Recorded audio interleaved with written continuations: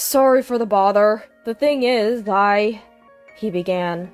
The moment I learned the truth, I was filled with surprise, gratitude toward my father-in-law, and a sense of liberation.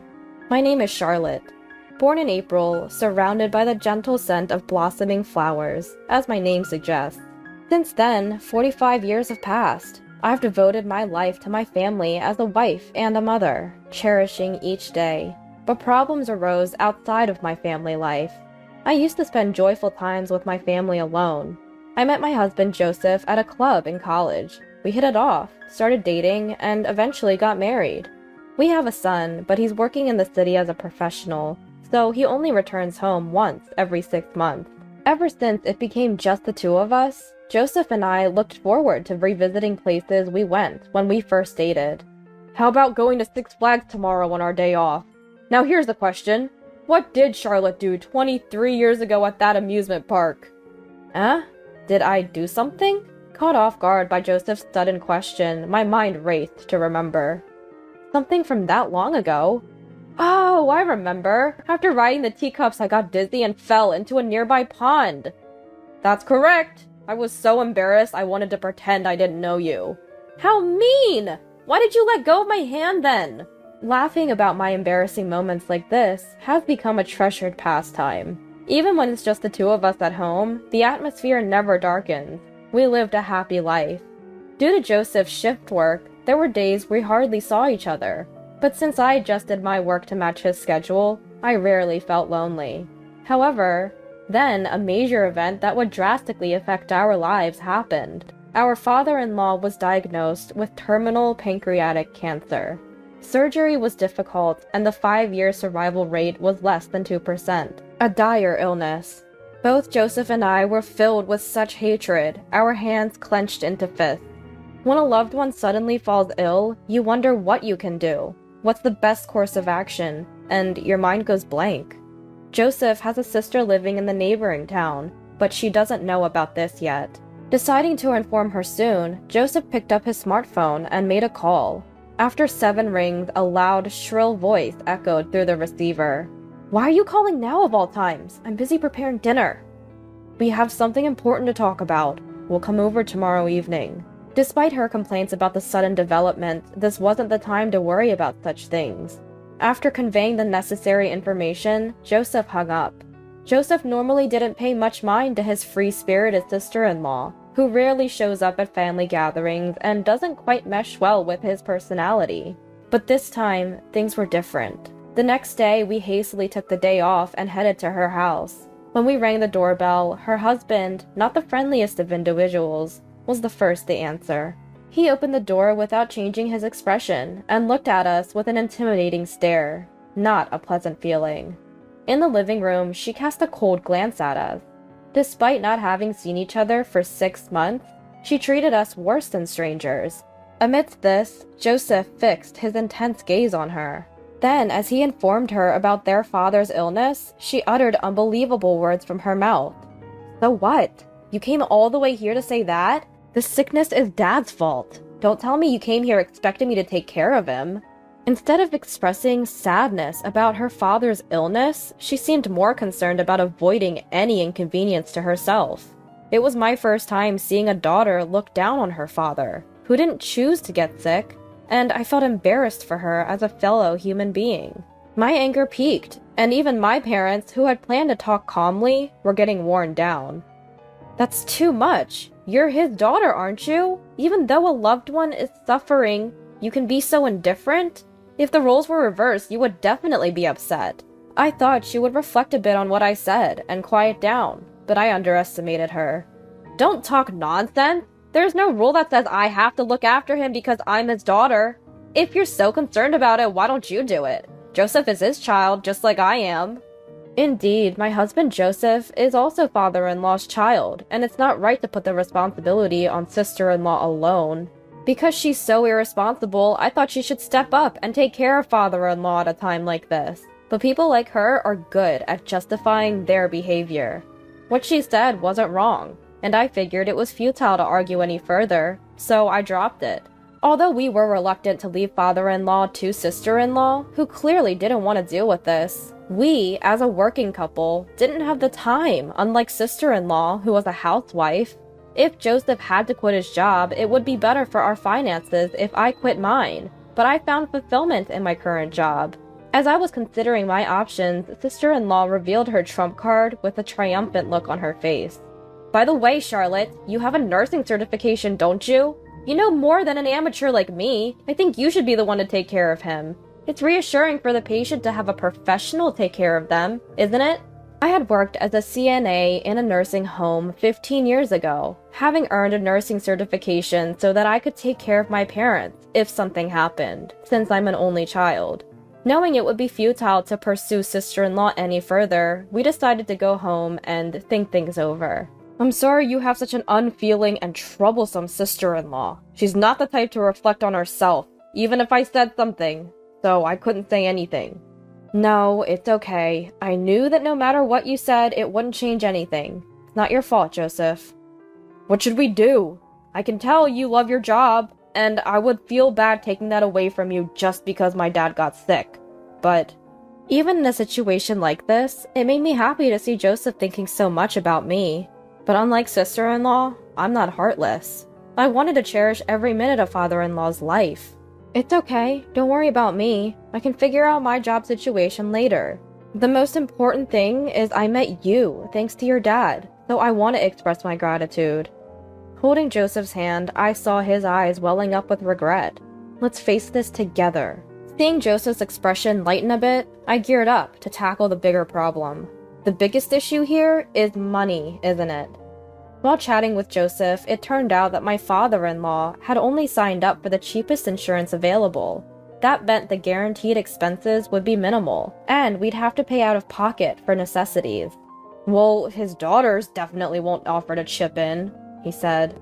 And they should be contributing more if they're not going to help take care of him. Their lack of dependability was disheartening, even though I hadn't expected much to begin with.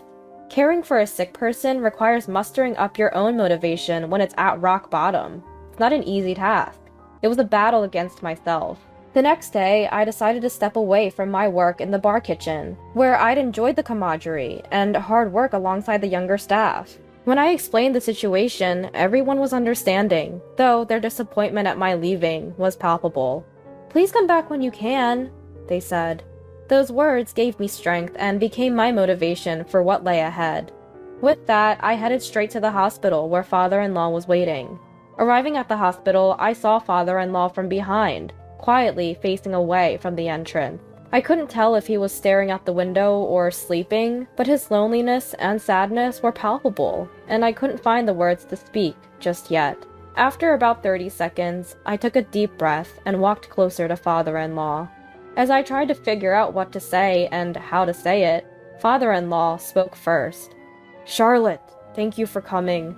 I'm sorry to be such a burden." His face softened as he greeted me, but quickly his eyes filled with worry and his expression darkened. He was so considerate despite his illness, and it angered me that his own daughter, sister-in-law, couldn't bother to be here. "Please, let me know if there's anything I can do for you." I knew I couldn't understand the pain of his illness, but I wanted to support him as best as I could. Once I'd finished my morning chores, I'd take a 40-minute journey to the hospital each day. I'd always driven to work, but now I opted for the bus to maximize my time with father-in-law, even if it meant cutting into my sleep. The bus rides were soothing, providing a brief respite and rejuvenation for the challenging days ahead. As I watched father-in-law's vitality diminish day by day, I devoted my heart and energy to making him comfortable. The medical procedures, including IVs and medication, were necessary, but not simple. Unlike a routine IV for a cold, a catheter had to be placed near his heart via a surgical incision below his collarbone. The sight was distressing, but it was the best we could do for a father-in-law who wasn't a candidate for surgery. "Try this," I offered, handing him a Walkman. Father-in-law loved karaoke and had even won local competitions with his amazing voice. He used to practice daily by singing along to his CD player, but his hospitalization had put an end to that. Wanting him to keep his passion for music alive, I loaded his favorite songs onto the Walkman as a gift. He immediately put on the headphones and pressed play. His face instantly brightened. I thought I wouldn't be able to listen to music anymore. Thank you so much. Now I have to win another karaoke competition when I get discharged. Seeing father-in-law smile, I felt a bit relieved. Even amidst the unfamiliar hospital atmosphere and daily tough treatment, father-in-law never complained. In fact, he was more worried about me. Sorry for causing you trouble and expenses. I wish we had traveled more with you and Joseph. I've always wanted to go to that place. Then, he took out his mobile phone and showed me a picture. There, countless lavender flowers were blooming in all directions. Wow, that's beautiful. This place used to be nothing but fields, but after urban development, it turned into such a beautiful spot. This flower is my favorite. Seeing father-in-law's eyes sparkling, I wanted him to get better even more urgently. From then on, I decided to stop by a florist before going to the hospital for father-in-law, who loved flowers.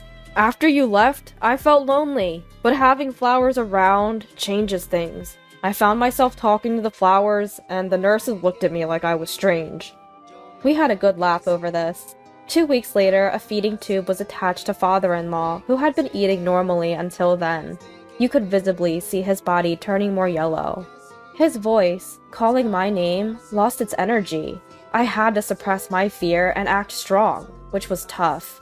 I hadn't expected him to become bedridden in just 2 weeks after the cancer diagnosis. I was painfully aware of the dreadfulness of the disease. I wanted to say, "Stay strong, Dad," but I knew he would be the most frustrated. He probably didn't want to admit that he was weak, and would be blaming his body for not listening to him.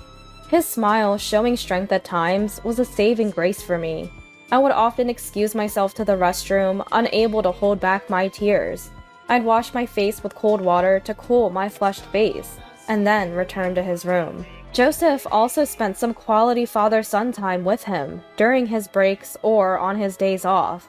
I would enjoy some quiet time alone at a cafe in the hospital during those moments. Father-in-law, who was always kind to me, seemed even happier when talking with his son. So I decided to give them as much time together as possible.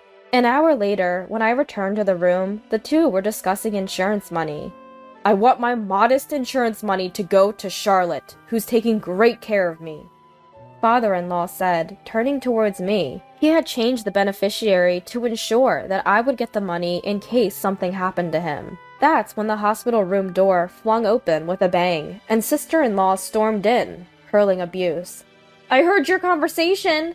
Why did you change the beneficiary to her? It used to be me. Change it back, immediately, or I'll spread the word that you're the worst father ever. Both Joseph and I couldn't believe the childish words she was saying. However, to our surprise, father-in-law defended sister-in-law. All right, I got it. If you feel so strongly about it, I'll change the beneficiary back to you. But in return, promise me you'll stop saying hurtful things to Charlotte. She's the wife of my beloved son, Joseph. I won't tolerate her getting hurt, no matter what happens. Perhaps sister-in-law really loved money, to the point of obsessing over it. It wouldn't be an exaggeration to say that's all she thought about. Once the father-in-law said that, the sister-in-law nodded quietly and left the hospital room. I wanted to follow her out of disbelief, but was stopped by my husband and the father-in-law. So I reluctantly sat down on a chair in the room. However, I couldn't help but notice something off about their behaviors, leaving me with a big question mark floating in my mind. Hey, why are you guys laughing?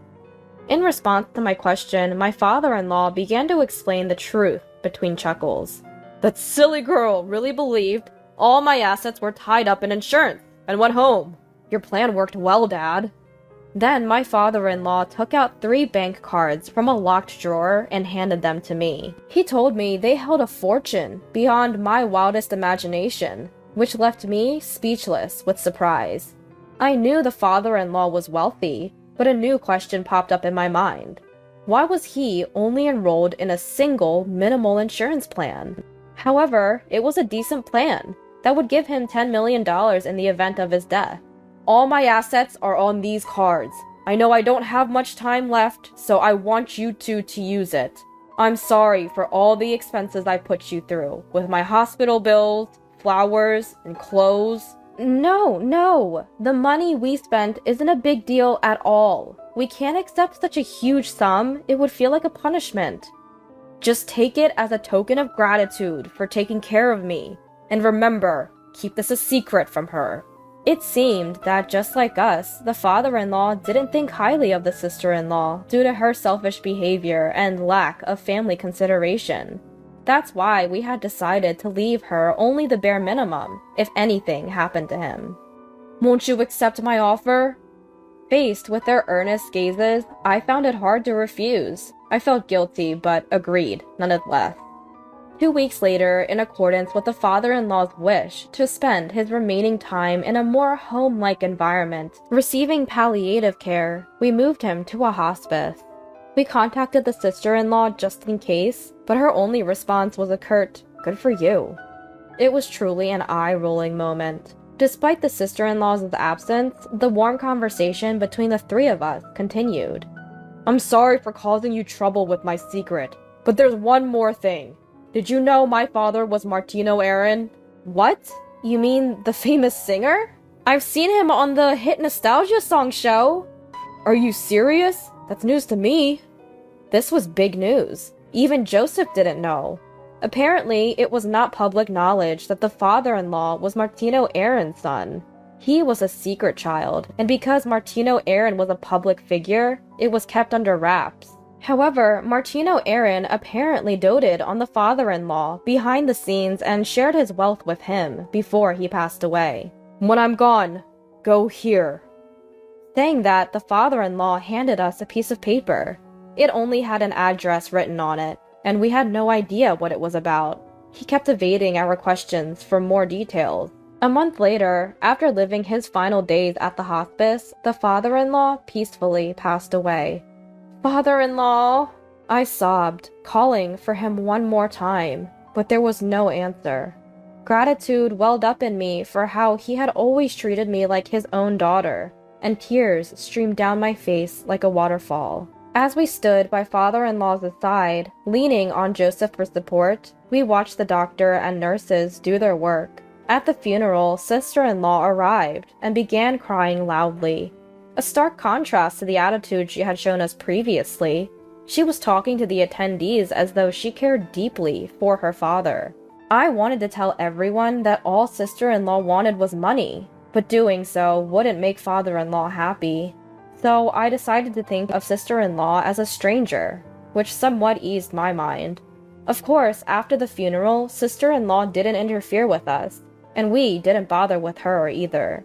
A week after father-in-law's passing, Joseph and I headed to the location written on the piece of paper father-in-law had given us. The sight that met us was astonishing. "What is this?" Both Joseph's and my voices overlapped. Before us stood an enormous, opulent mansion like nothing we'd ever seen before. Unsure of how to proceed, we decided to walk around the vast gardens first. A woman emerged from the house, and I was so surprised I fell backwards. I'm sorry, I didn't think anyone was here."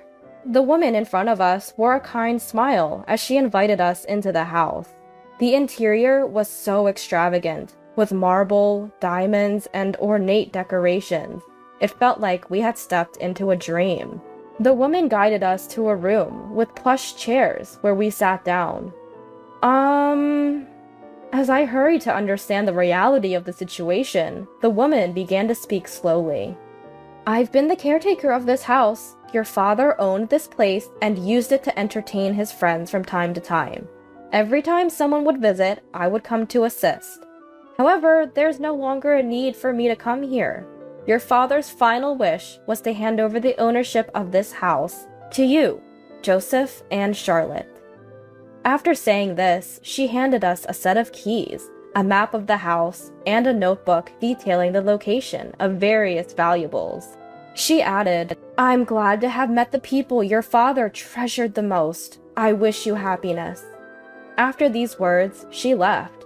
2 hours of investigating later, we found a letter from father-in-law in a desk drawer in the study. The letter stated that we could live in or sell the house as we wished. There was no way for us to express our gratitude to father-in-law, who left us not only a fortune, but also this grand mansion, as he was no longer with us. All we could do was continue living in this world, for father-in-law's sake. The following month, we decided to go to a hotel father-in-law had wanted to visit for 15 years. On our way, we played father-in-law's favorite music and spoke to a photo of him. "Father-in-law, we're finally going on a trip together. Let's have a blast today," I said. Suddenly, a leaf fell and stuck to our car window, shaking lightly. It felt like father-in-law had answered us, which made me happy. 3 hours later, we arrived at the historic hotel father-in-law had spoken of, nestled in a quiet spot surrounded by peaceful nature. Photos of several past presidents adorned the walls of the hotel, signifying its recognition and importance. After we were shown to our spacious room, we sat down on the sofa, savoring the welcome drinks and fresh fruits. It's been a while since we've been able to enjoy a leisurely trip like this.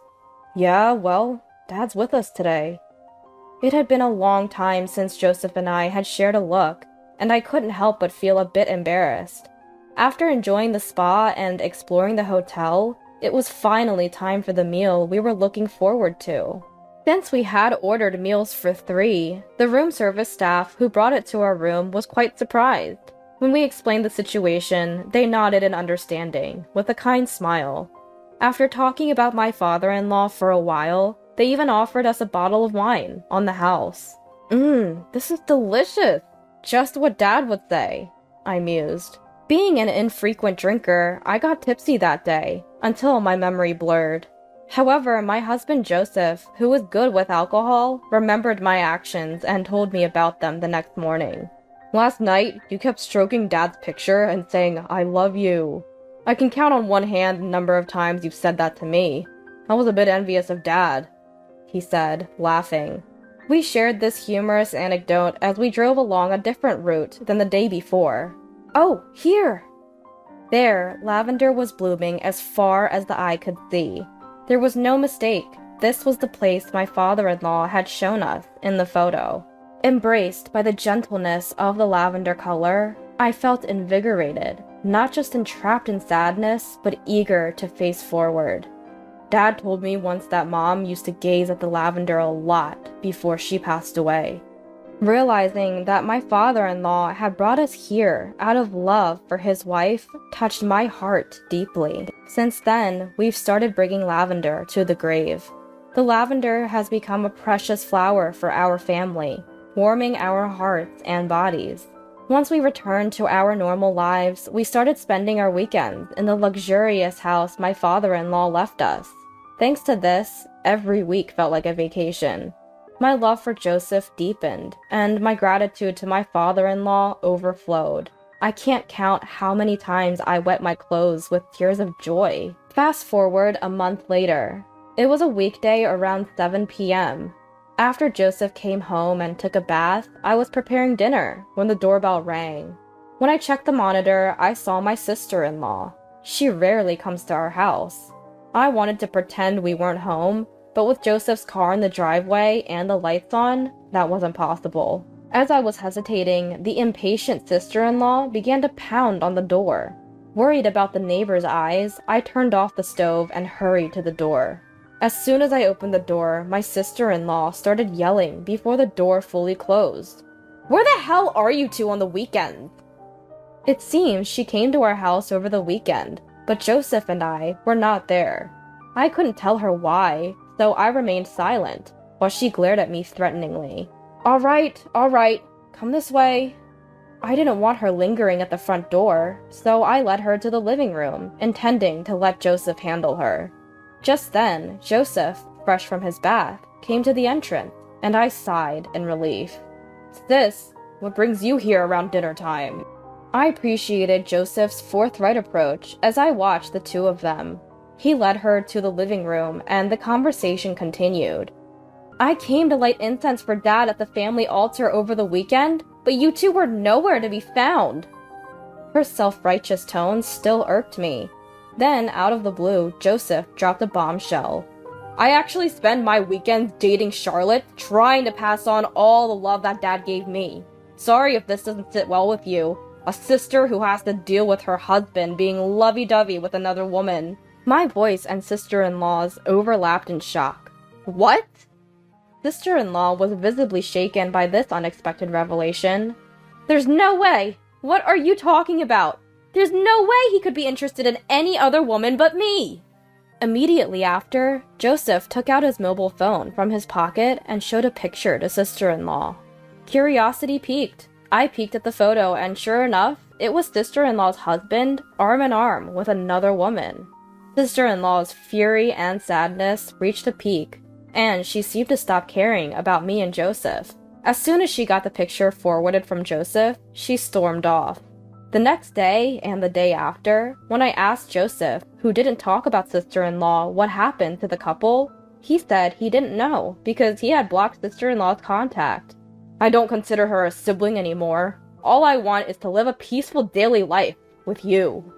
Fast forward a month. While out shopping with Joseph as usual, we bumped into a neighbor from where sister-in-law lives. Apparently, the sister-in-law couple was in the midst of divorce discussions, with the husband completely out of love with sister-in-law, and a reluctant sister-in-law still not wanting to split, despite the infidelity. As much as it sounds like a tough situation, I've decided to stop worrying about sister-in-law and just focus on living my own life.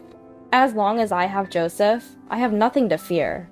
Father-in-law always used to say, the key to happiness is to laugh a lot and sing out loud. I'm going to go back to my old job soon, but I plan on adhering to father-in-law's advice and enjoying life to the fullest, even for father-in-law's sake. Joseph and I both love to sing, and we've promised to participate in a karaoke competition together. Our goal? To make it to the same podium that father-in-law did, to reach the top. As we let our singing voices resonate towards the heavens,